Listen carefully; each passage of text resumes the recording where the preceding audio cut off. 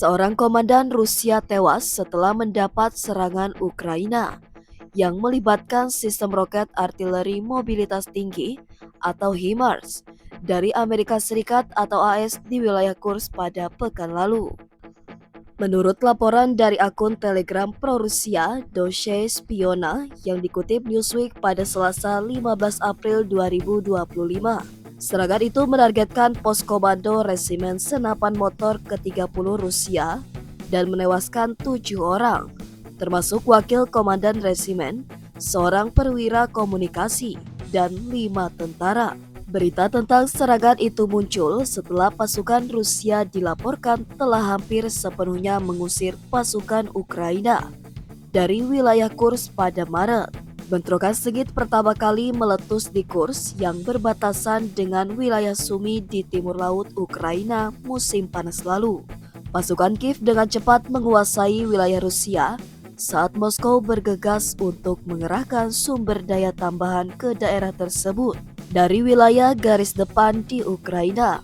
Menurut Doshe Spiona yang postingannya sering dikutip oleh analis militer Rusia, serangan HIMARS dilakukan pada 11 April sekitar pukul 5:15 sore waktu setempat.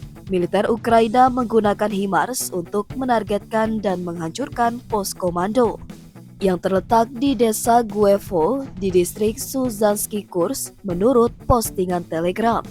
Militer Ukraina telah sering menggunakan HIMARS yang dipasok AS dalam perang, seringkali menargetkan sistem rudal anti pesawat tercanggih Rusia. Komandan resimen, Kolonel Sipitsin, termasuk di antara 4 orang yang terluka dalam serangan itu, kata saluran Telegram. Kantor berita milik pemerintah Rusia, TASS, melaporkan bahwa pasukan Rusia telah membebaskan lebih dari 86% wilayah yang diduduki oleh tentara Ukraina di wilayah Kursk saat ini. Dalam konflik yang dimulai pada Februari 2022, ketika Moskow melancarkan invasinya ke Ukraina, kedua negara berusaha untuk mengamankan keuntungan medan perang di tengah upaya perdamaian yang gagal yang dipimpin oleh Amerika Serikat. Presiden Donald Trump berusaha keras untuk memenuhi janji kampanye pemilihannya tahun 2024 untuk segera menyelesaikan perang.